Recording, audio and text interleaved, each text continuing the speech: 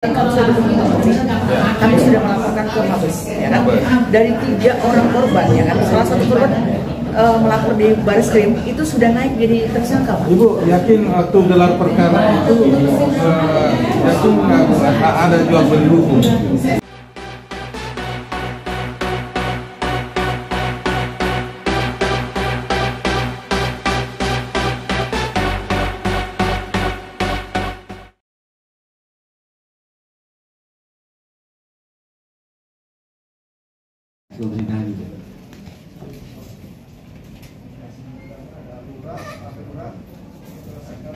Kita ini di kecamatan, yang mulia ya, camat, sebagai camat,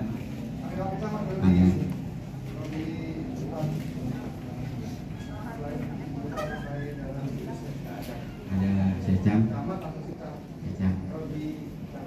Ini korban ya? Ya Bu.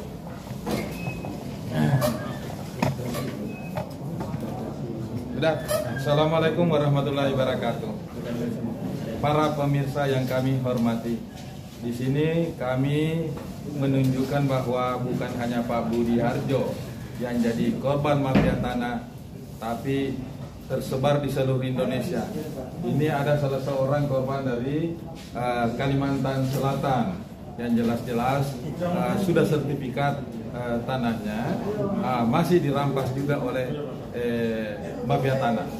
Mungkin Mbak Ibu jelaskan mengenai sertifikat asal usul daripada perampasan tanah Ibu, dan sebenarnya di sini yang menjadi masalah sebenarnya di penegakan hukum di Indonesia ini harus diperhatikan, harus ditegaskan, karena yang membuat carut marut penegakan hukum di Indonesia utamanya di penyidik. Ya, karena tidak ada ketegasan ya Bu ya. Masa orang pelapor langsung tanpa dasar, tanpa apa, dinyatakan tidak cukup bukti. Jadi ada sebenarnya yang unik dan aneh di negeri ini. Kekuasaan polisi atau penyidik itu lebih tinggi daripada putusan hakim. Iya, karena dengan form A2 itu sewenang-wenang penyidik menyatakan tidak cukup bukti ya. Saya cerita ya Pak ya. Ya. Saya Assalamualaikum warahmatullahi wabarakatuh. Salam sejahtera untuk kita semua. Saya salah satu korban yang khusus datang ke persidangan Pak Budi. Pak Budi ini ketua FKMTI dan saya ini sebagai anggota, ya kan? Kami berjuang 10 tahun.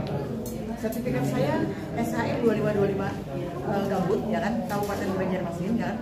Tahun 96 kami beli sebagai pembeli ketiga.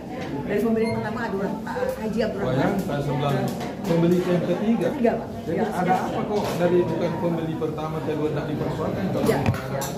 Jadi saya pernah waktu itu tahun 2013 kami akan membuat bangunan, ya kan, sama oknum BPN Kaltengnya. Saya ditawar Pak, ya saya nggak mau jual, dia bilang nanti akan gigit jari saya, ya. Tapi dalam perjalanan itu kami tidak tahu bahwa itu dibuat seperti hal-hal ini. Mereka membuat satu sertifikat yang tidak pada tempatnya, sudah dimatikan oleh BPN, ya kan? Tapi dihidupkan kembali dengan menaruh objek ke tempat kami, ya kan? Jadi lain lokasi yang dikuasai. Lain dikuasai, ya kan? Jadi lokasi sertifikat itu selalu tidak sesuai dengan lokasi yang sebenarnya. Tidak Pak, ya kan? Kami sudah membuat surat sanggahan, kami sudah ketemu dengan beberapa oknum, kami sudah menyurati dari 2013-14 tidak pernah ada satu jawaban apapun, ya kan? Jadi setelah terbit sertifikat 1234 menjadi 01234 yang tidak ada kejelasan pemiliknya, orang sudah meninggal, ya kan, dibuatkan sertifikat ya, jadi setelah itu terbit lagi sertifikat baru di sebelah saya. Setelah itu sertifikat baru ini membuat ukur dengan memakai saksi batas palsu yang bukan pemilik batas, ya kan. Dan itu kami 3 korban, saya, PT Bangun Banua dan Asa, ya kan. Asalen sudah menggugat di dan itu sudah dinyatakan batal induk. Kalau sudah pecahannya batal, induknya harus batal, tidak lagi, ya kan? Gitu. Namun induk itu sekarang memagar saya dan merampas saya, Pak. Ya. Jadi itulah sebenarnya metode dan gaya yang dilakukan para konglomerat yang punya uang dengan menghalalkan segala cara merampas lagi harta-harta yang berupa tanah ya. Ya. Tadi kami sudah melaporkan, kami sudah melaporkan ke Mabes, ya kan? Dari 3 orang korban, ya kan? Salah satu korban melapor di Barreskrim itu sudah naik jadi tersangka, Pak. Ibu yakin waktu gelar perkara itu yakin nggak ada jual beli hukum? Kan ada tawar menawar kan biasanya. Yang pertama pihak korban juga sudah dengan sertifikat saya sudah bisa naik, Pak, dan jadi tersangka sebagai kan, tapi dihentikan. Kalau mau dihentikan seharusnya korban lain harus diberitahu, Pak, tidak bisa di stop di SP3, ya kan. Akhirnya kami melapor di Polda, tidak jalan. Melapor kami di Barreskrim, ya kan. Kami waktu gelar perkara pertama, ya kan, itu setelah gelar kami diminta uang, Pak, ya kan, karena kami tidak bisa menyiapkan uang, yang mana akhirnya kami tidak bisa bukti. Dan yang sekarang ini kami laporkan para peminta uang itu dan sedang berproses perkara. Ya, jadi inilah keluhan dari salah seorang korban mafia tanah yang dari Kalimantan Selatan.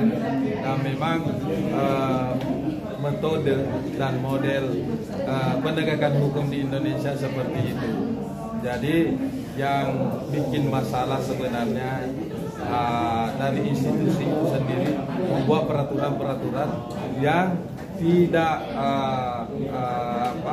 perfect ya, tidak sempurna, tidak berdasarkan suatu riset yang mendalam seperti peraturan yang mengenai pra-peradilan seorang yang dinyatakan tersangka atau yang sudah di SP3 kan harus melalui gugatan pra-peradilan. Nah, padahal seharusnya begitu ada bukti baru dinyatakan SP3 bisa dibuka kembali, tidak perlu dengan melalui pra-peradilan.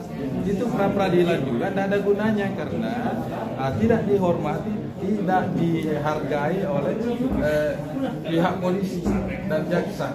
Nah, ini banyak kasus sebenarnya. Mudah-mudahan Jaksa Agung, Kapolri, dan Ketua Mahkamah Agung kiranya duduk bersama, merapatkan barisan untuk merumuskan bagaimana penegakan hukum yang sebenarnya dan memberikan pelajaran kepada penegak hukum yang ada di bawahnya. Satu lagi, Pak, ini harus juga reformasi hakim, Pak. Ya. Karena hakim ini dengan putusan-putusan sesat, ya kan, yang tidak sesuai objek. Seharusnya ketua pengadilan Kapolres Banjar tidak mengeksekusi penyelesaian, Pak, karena objeknya tidak sama. Sudah kami perlawanan eksekusi, ya kan, tapi mereka tetap melakukan itu. Karena apa? Karena antara oknum-oknum BPN ini dengan oknum-oknum pengadilan, mereka mencari legalitas di pengadilan, Pak. Jadi siapa yang tidak punya uang, siapa yang tidak punya koneksi, itu masyarakat dikorbankan, Pak. Ya, ini contohnya saya yang sampai hari ini saya sudah 10 tahun ini sudah berjalan kemana-mana. Itu masih 10 tahun. Ya. Di Makassar itu ada di Palkap itu dari tahun 2003 Bu sampai sekarang. Setiap datang ke polisi mempertanyakan dia punya laporan polisi, disuruh lagi bikin laporan polisi. Sampai kapan selesainya? 20 tahun. Ya, 20 tahun dari 2003, Pak. Ya. Jadi kemarin juga seperti itu, Pak. Kami waktu ada reses dari Komisi 2, kata ketua sidang, bongkar pagar itu ya, karena itu bukan haknya dia. Tapi mau ke Polda, katanya kami harus membuat laporan. LP kami aja beberapa LP tidak dijalankan. Ya, harusnya memang ini anggota DPR ini khususnya di Komisi 3 harusnya turun langsung melakukan pengawasan terhadap penegakan hukum penyelenggara eksekutif ya. Ya, itu punya kewajiban karena anggota DPR ini dipilih oleh masyarakat, harusnya memperjuangkan dong hak masyarakat ya yang terjadi. Jangan tinggal diam, cuma juga harus juga disampaikan kepada masyarakat, jangan mau dibeli oleh calon-calon baik bupati, calon-calon legislatif, calon presiden, calon gubernur, jangan mau dibeli. Sehingga kamu diterlantarkan. Siapa yang memberikan uang, ambil uangnya, justru jangan pilih. Karena kalau kamu mengambil uangnya baru kamu pilih dia, justru kamu kena pasal arasi wal murtasi dan yang disogok dan yang menyogok isi neraka dua-duanya. Jadi kalau ada yang menyogok, ambil uangnya, jangan pilih biar dia miskin. Nah, demikian supaya hukum tetap tegak. Pesan kami sebagai masyarakat korban dari mafia tanah, ya kan, dan kebetulan kami anggota MKTI kepada Bapak yang kami cintai, ya kan, Bapak Listio Sigit, ya kan, mohon segera, ya kan, naikkan kata sidik, ya kan, dan tindak oknum-oknum yang memeras masyarakat, ya kan. Satu itu, kedua kami meminta kepada Jaksa Agung yang sudah harusnya memproses kami. Beliau mengatakan mafia tanah akan diberantas sampai hari ini juga. Yang terpenting kami minta kembali kepada Bapak Hadi sebagai ketua KPR BPN, menteri, ya kan. Bahkan saya sudah ketemu Pak Irjen, Pak Dirjen, ya kan, dan sudah ada investigasi ke lokasi kami, ya kan, kemarin. Mohon kembalikan hak kami. Insya Allah Pak Hadi akan memberantas. Ya. Kami ucapkan terima kasih kepada Pak Hadi, dan kami memohon kepada pengadilan hakim-hakim lalu pecat. Hakim-hakim itu, dan kami akan nanti suatu saat ini setelah puasa ini kami akan mengadakan orasi, Pak, bahwa putusan sesat itu mencelakakan masyarakat dan hakimnya harus ditindak. Sekian, assalamualaikum warahmatullahi wabarakatuh. Waalaikumsalam.